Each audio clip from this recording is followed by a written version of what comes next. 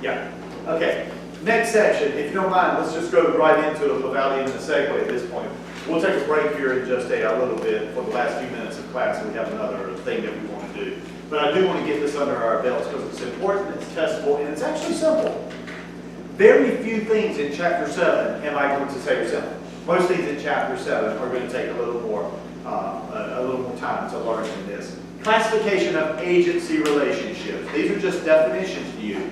For example, the first one I want to talk about is a universal agent. Now, listen, for lack of a better definition, let's refer to a universal agent as an unlimited power of attorney. An unlimited power of attorney. Are you familiar with the concept of a power of attorney? Someone has given you permission to make decisions and sign documents for them. Okay? This is extraordinarily rare when you're working in a normal real estate transaction. Now listen, if you have parents that are aging and not able to take care of their own affairs, maybe you have their power of attorney. But you understand you don't need this much power in a typical transaction working with a buyer or seller, right? Unlimited power. Literally, you could move money in and out of their accounts. I promise you, you don't want that much power. Add this to your notes, please. If you ever see the term attorney in fact is the same as the power of attorney. Attorney in fact just means someone operating under a power of attorney. In fact. Yeah, attorney in fact, F-A-C-T. And Victor, just so you know, attorney in fact is a power of attorney, right? And attorney at law is an actual attorney. Does that make sense? So be prepared to see those in that context. Attorney in fact, you're not really an attorney, but someone's giving you power to sign for them. Universal agency, unlimited power of attorney. This is not necessary for you to have this much power in a typical real estate transaction. Let's move on. Let's move on to a general agent. Now here's what I want you to think about as a general agent. Roughly speaking, a general agent is going to be what I would refer to as a limited power of attorney. Limited power of attorney. And let me go farther on what I mean by that and give you two examples. Limited power of attorney. In a limited power of attorney, you are given broad discretion, but in a very narrow field. Broad discretion, but a very narrow field. I told you I would give you examples, and sometimes it's easier just to learn it from the examples. One example in real estate would be a property manager. Property manager. Think about a property manager for just a moment. I'm managing property for someone who owns the property, a landlord who owns the property, and I'm managing that on the day-to-day operations for them. Heck, the company I'm managing for, they might be out of California. Are they going to fly in every time that I need a lease signed, or are they just going to go ahead and give me the authority to do it? Okay. Will they give me the authority to make negotiations on rents and security deposits and things like that? Yeah, they've given me pretty broad discretion, but only in the field of property management.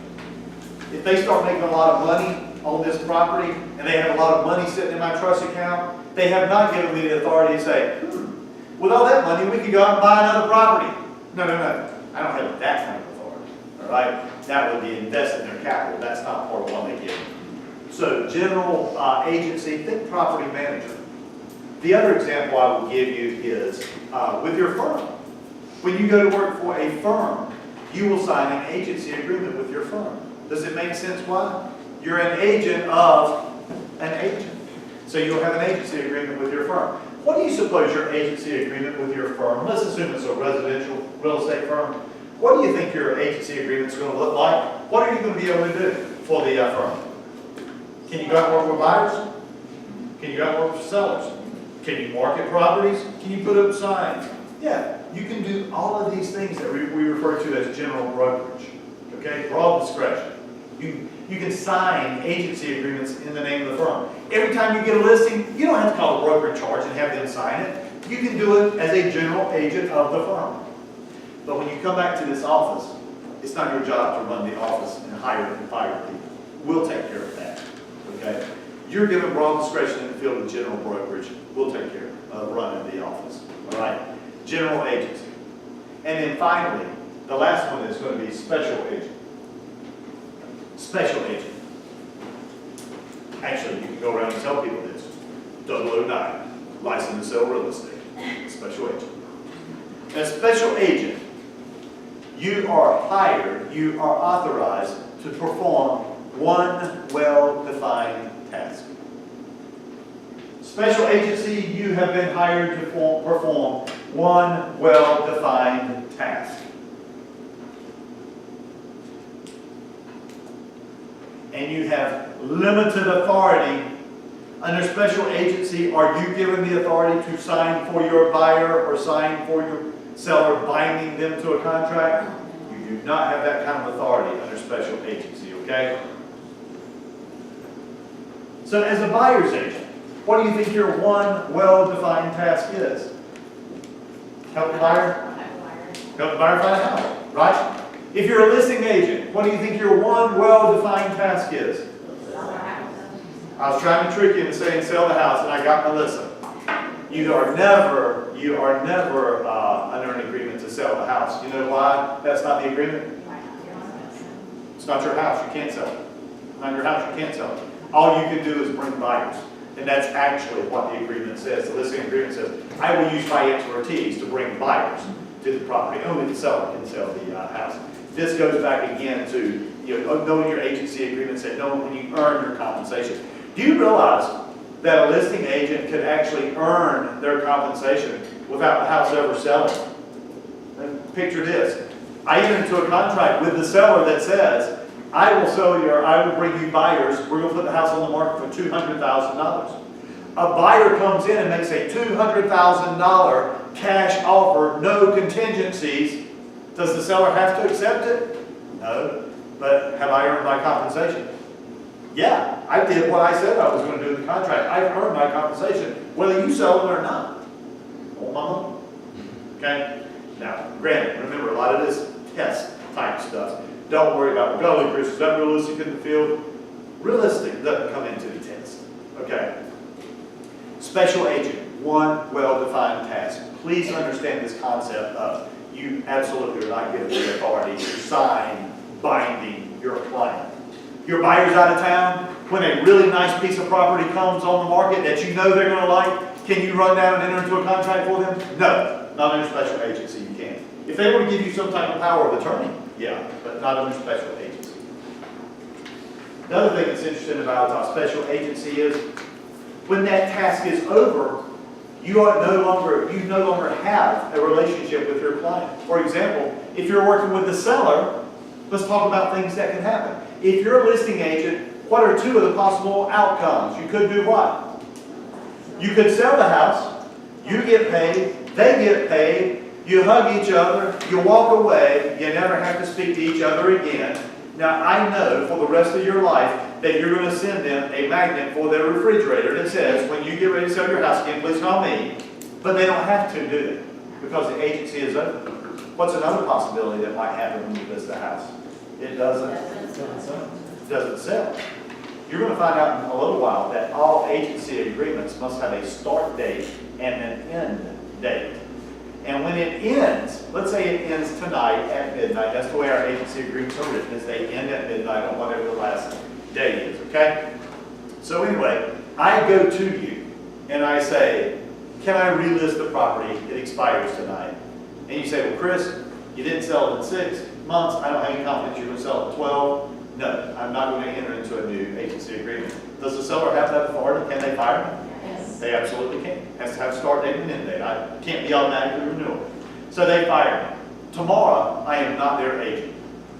They put the house back on the market with another agent. 3 weeks later, wouldn't you know it, I run into a buyer. The buyer describes a house, 3-bedroom, 2-bath, brick ranch. Oh my God, I had that house listed a few weeks ago. Let me see if it's back on the market. Boom, boom, boom. It's back on the market. It's with a different agent, not with my firm. Okay? And so now I'm working with the buyer. I am literally a buyer's agent. Now let me ask you this. My buyer client is getting ready to go see a house that I had listed for 6 months. I didn't sell it, but I had it listed for 6 months. What do I know about that seller that I had listed for 6 months? I know their motivation. I heard somebody say motivation. Think about it. I knew what their motivation was for the 6 months that I had it listed. Good gosh, now that it's 6 months plus 3 weeks, they're even more motivated, and I know that. I know that they have been yelling at each other and throwing dishes at each other because they want to sell this house and be done with each other. Maybe it's a divorce type situation. I know that information. But now I'm working for whom? Now I'm working for the buyer. What am I going to tell the buyer when I pull up in front of this house? Everything. I'm going to tell them everything. I'm going to tell them everything. This is not Perry Mason where confidentiality survives till death. Okay? Confidentiality is only as good as the agency relationship. I show up at that seller's house. I'm not working for the seller. I'm working for the buyer. The buyer has a right to know everything that I know. Okay? So, special agency. One thing, one time, and it's done. By the way, please don't read too much into this. When a seller does dump you, don't take their confidential information and start spreading it out on Craigslist and stuff like that. That's not what I'm saying. But notice I showed up with a buyer who does have a vested interest in this at that point. I shared it with him. Okay? Universal versus general versus special. When you're working with a buyer or seller, it is probably special agency. Are you okay with that? Okay. Let's go ahead and knock this out. Yeah, knock that out. Let's see. Yeah, we're in good shape on this. Let's get started on this. We're now getting ready to talk about creation of agency. Let me remind you, anytime I tell you how to create something, be advised that somewhere in the future I'm going to tell you how to destroy it. Creation and how do we terminate these things. Now I'm going to tell you how to create an agency relationship. If you are working for the seller, you will have a listing agreement. Now here is a very important point. Someone asked me about it earlier, and now you finally get to see it. Listing agreement must be in writing from the formation of the relationship. A listing agreement, I'll make it easy for you. Anytime you're working with a property owner, your agency agreement has to be in writing before you go to work for them. Listing agreements must be in writing from the formation of the relationship. How will you know when you're working for a seller? You will have a listing agreement in writing, all terms spelled out. Simple enough? Okay. We'll get to those ones a little bit later in the next chapter. Buyer agency agreement. Who are you working for? If you have a buyer agency agreement, who are you working for? Clearly you're working for the buyer. Okay, it's about to get complicated again. It's about to get complicated. Why is it getting complicated? There you go. There you go. You can make this note. Oral buyer agency is legal in North Carolina. Oral buyer agency is legal in North Carolina. Now listen, just because I say something's legal doesn't mean I'm recommending it. I'm just telling you that it is legal. Oral buyer agency is legal in North Carolina until one of two things happen. Oral buyer agency agreement is legal in North Carolina until, one, no later than the offer to purchase. No later than the offer to purchase.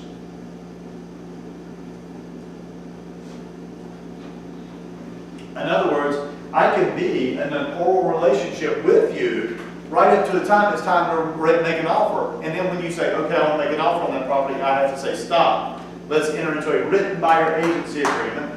And then I will proceed to write the offer for you. That's perfectly legal. Number two, oral buyer agency is legal until number two, the agent demands exclusivity. Sometimes for test purposes you will see the agent seeks to bind. When the agent demands exclusivity or seeks to bind, let's talk about that one for just a moment. When the agent demands exclusivity or seeks to bind. Okay, let's see how sharp we are. What's the problem? What's the inherent problem with oral buyer agency? Your client can cheat on you. Okay, your client can cheat on you. Matter of fact, let me tell you what clients do. Okay, now think about this. You're a buyer's agent. Okay, you work with buyers. Every weekend you're out with one buyer, but every weekend you're not out with 5 buyers. Okay, the ones that you're not out with are not staying at home thinking about you. They are out looking at houses. They're going to new home subdivisions, bless you. They're going to open houses and they're going to forget that you exist. Okay? So the problem with an oral buyer agency agreement is there is nothing to bind that buyer to you. They can cheat on you. Written buyer agency, exclusive buyer agency, you've actually had a conversation with the buyer that says this. Look, Virginia, I like you. We've been dating for a while now. It's time for us to commit. Okay? And by us, I mean you. Buyer's agents typically get paid what's known as a success fee. In other words, if you're not there at the closing, it's rare that you're going to get paid. So Virginia, do you understand that as a buyer agent, typically I'm not going to get paid unless I'm with you at the closing table. I've been driving you around for 2 or 3 weeks at this point. You can trust me. I've put in some work for you. I've made the searches. Will you now commit to me? And Virginia says, yeah, you're my guy. I'm committing to you. And I said, can I get you to enter into a written buyer agency agreement saying that I am your exclusive agent and I will be the one that will be there with you at the closing table? And she said, look, Chris, I don't like signing documents, but I'm telling you, you're my guy. She says, I promise you are my exclusive agent. Am I her exclusive agent? No, because until it's in writing, it is not exclusive. I don't care what she said. It's not exclusive until it's in writing. Oral buyer agency is legal. I'm not recommending it. But having said that, it's legal up until no later than the offer to purchase or as I as an agent demand exclusivity. I know a lot of agents who will not even go out with a buyer until they enter into a written buyer agency agreement. That probably is a prudent business practice so that people don't use you as a cab service just to drive them around and show them properties, okay? That's a business decision you're going to have to make when you get into the field. But let's talk about the dilemma that this brings up. I need to put you in the Wayback Machine for just a moment. Put you in the Wayback Machine for just a moment. Back before 1990s, everybody worked for the seller, right?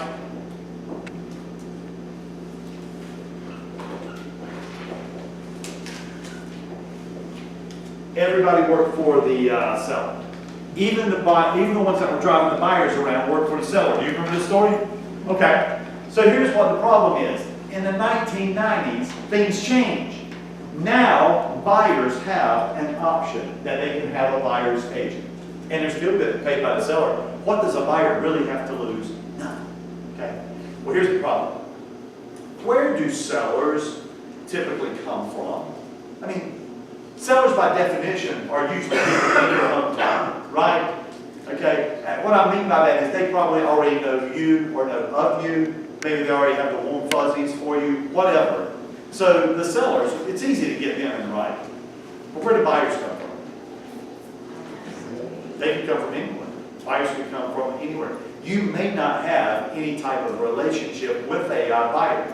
So when they changed the rule in the early 1990s, here's what happened.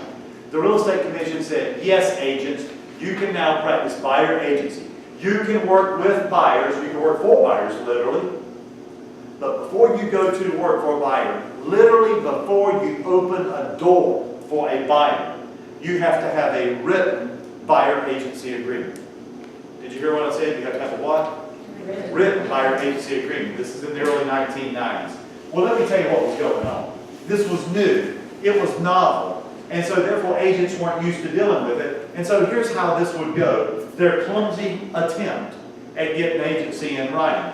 I just met this buyer. She's from out of state. We have a conversation. I know she wants to look at top property. So I say, okay, let's jump in the car. Let's go take a look at some houses. I need you to sign this 4 pages at the time, buyer agency agreement written in really, really tiny fonts. And what it would say is something like this. As your buyer agent, I always work in your best interest, try to get you the best deal. I keep your confidential information confidential. Typically, I'm paid out of sellers in the transaction. However, if the seller doesn't pay me, I expect who to pay me? I expect you. And if we enter into a 6-month agreement, I don't care who shows you the property. I expect to get paid. This is what exclusive buyer agency agreements sign. She's never met me. Okay? And now I said, before we go to the properties, do you mind signing this 4-page complicated agreement? Okay? What would you say? I'm not inclined to enter into an agreement today. Let's revisit that later, Chris, after we've had a chance to get to know each other. I've had a chance to read it, maybe run it by my attorney. You understand that I had to have a written agreement before I showed her that house.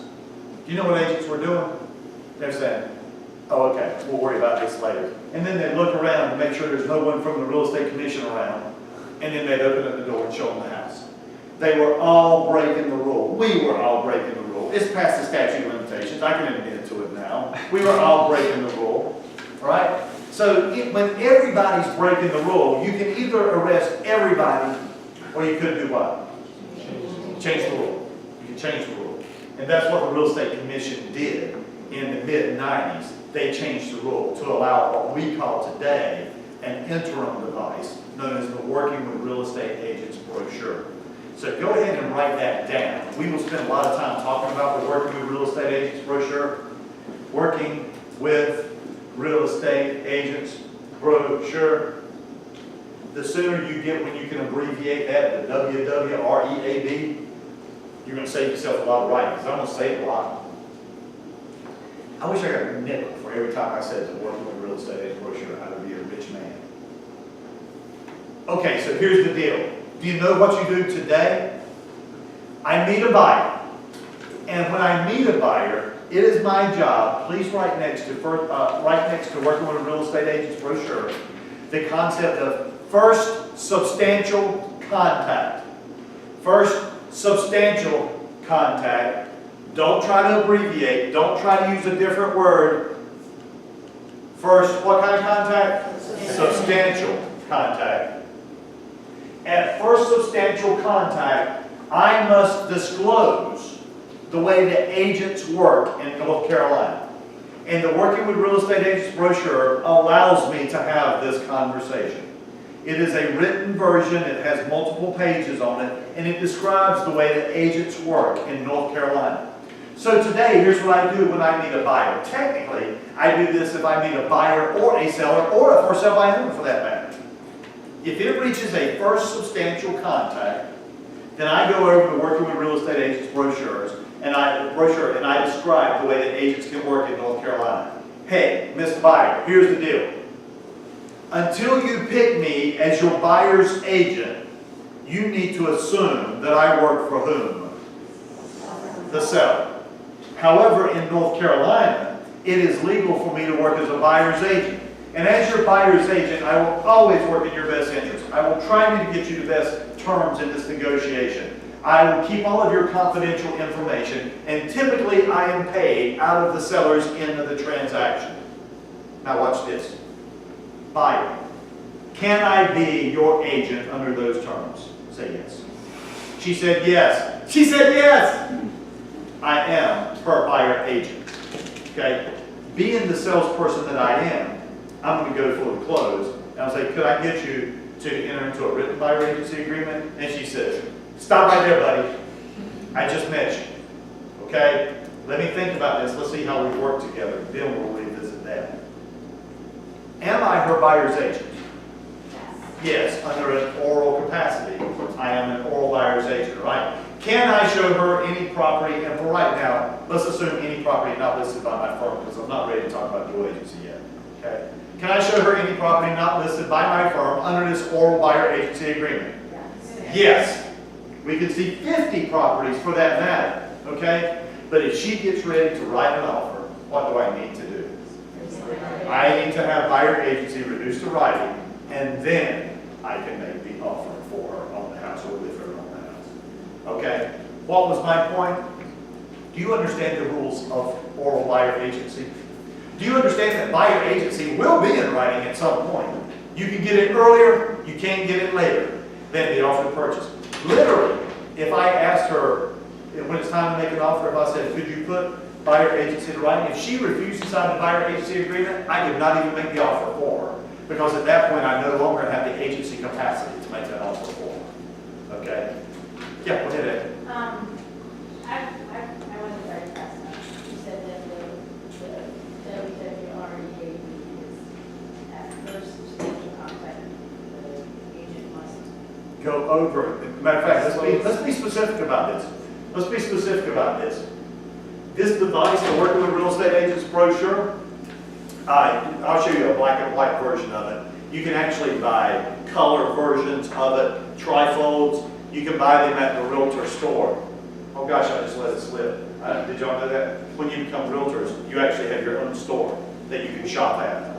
Okay? Don't go there now, because you're not realtors, so they won't let you in. But you can actually buy these there if you want to have a nice, glossy version of these. So what the Working with Real Estate Agents brochure does, at first substantial contact, it is your obligation to not only give the form, the Working with Real Estate Agents brochure, but also review the Working with Real Estate Agents brochure. So it's two obligations that you have. Give it and review it. You know what I think a lot of agents do? I think a lot of agents hand it to the buyers and say, the commission says I have to give this to you, and then they walk off. They have not fulfilled their obligation. They have not fulfilled their obligation. And I can tell you how I know that they're doing that. They're doing it because the form is filled out incorrectly, which means that they didn't spend time going over the form with their potential client. Okay? I've never seen one. I've had 4 houses. I wasn't going to ask that question, but I dare say that you're probably not the only one that's had that experience. Okay? Every buyer, seller, for sale by owner who's been approached by a real estate agent should have gone should have had this form interpreted for them. Okay? Do you understand what the form is? The form is a disclosure. Is the Working with Real Estate Agents brochure a contract to say no? No. When I entered into my contract with Sarah, it is because I described buyer agency. And I asked her, can I be your agent? And she said yes. That's what created the contract. The Working with Real Estate Agents brochure is just simply a disclosure. It discloses that I went over the form with her. As a matter of fact, what's happening here? Can I see the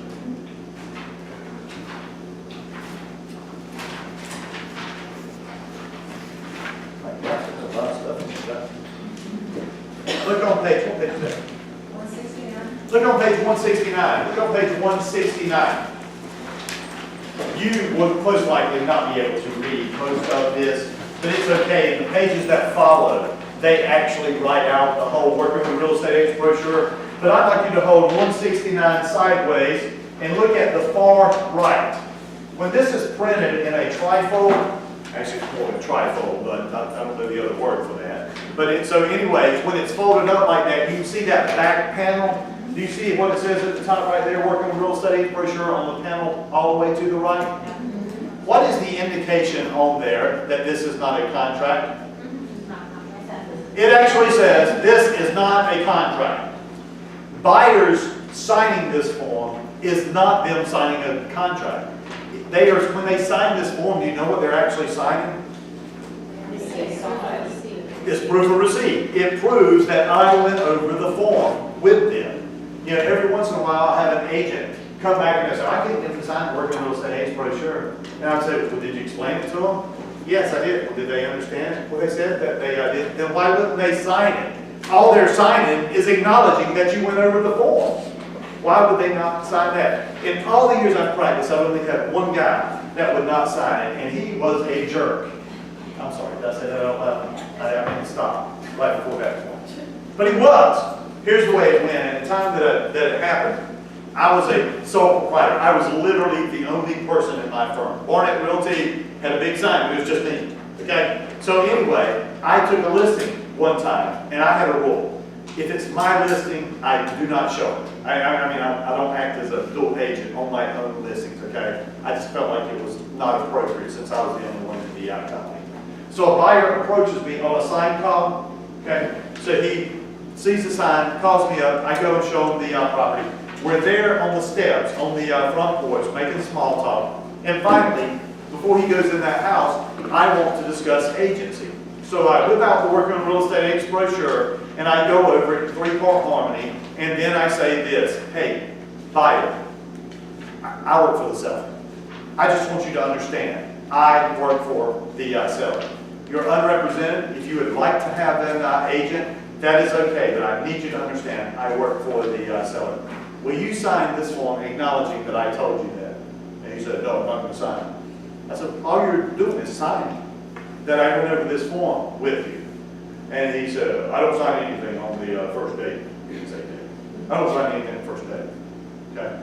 So I said, well, all you're doing is signing that I went over it. You were right here when I went over it, right?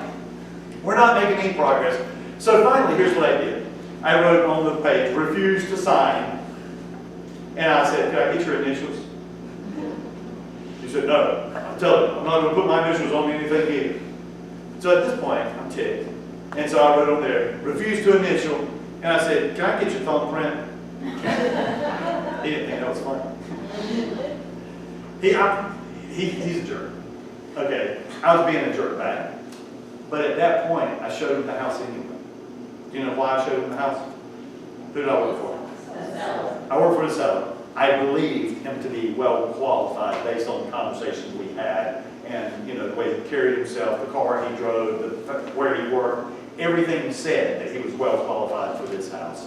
So even though he didn't do it, I would refuse to sign. I show him the house. He doesn't buy the house. Thank goodness. I'd hate to have to deal with him for 30 or 45 days. But having said that, in my file, I ripped off that back page that you see right there. I ripped that part off. I put it in my file. I gave him the rest of it. Said, here, read this over if you have some of my time. It discusses agency, the same conversation I had with you. I never saw him again.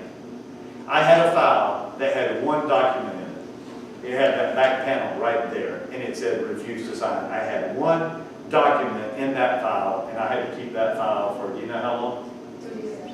The rule is 3 years. You haven't read it yet, but the rule is 3 years. So I kept that file for 3 years with one document in it that he refused to sign. The Working with Real Estate Agents brochure, it's an interim device that allows you to discuss agency, and here's the important thing. When we discuss agency and tell how it works in North Carolina, did you notice that I looked deep into the buyer's eyes and said, can I be your agent? She had the option. She could have said yes, but she could have said what? No, I don't want to be represented. But here's the beauty of this. Regardless of whether she said yes or no, whose decision was it? It's her decision. Agents don't tell people how they represent them. Agents explain agency and then ask, how do you want to be represented? Okay? That's going to be important later on. When we start talking about implied agency, how would a buyer ever not understand how they're represented if they're the ones who made the choice? Working with real estate agent brochure is clearly going to be important as we continue to go forward from here. Why was it important right now? Because buyer agency agreements can be oral until no later than exclusivity or until you make an offer to purchase. You with me on that? Let's move on. Dual agency, I'm still pushing it off, but let's say this about dual agency right now. Dual agency is when you're working with the buyer and the seller in the same transaction. I work for both the buyer and the seller in the same transaction. So here comes the question that's important. How can I work for two parties simultaneously who have competing interests? Don't the buyer and seller have competing interests? Buyer wants to pay as little as possible, seller wants as much as possible. They have competing interests. How can you do it? In North Carolina, that's known as dual agency. And the way that we do it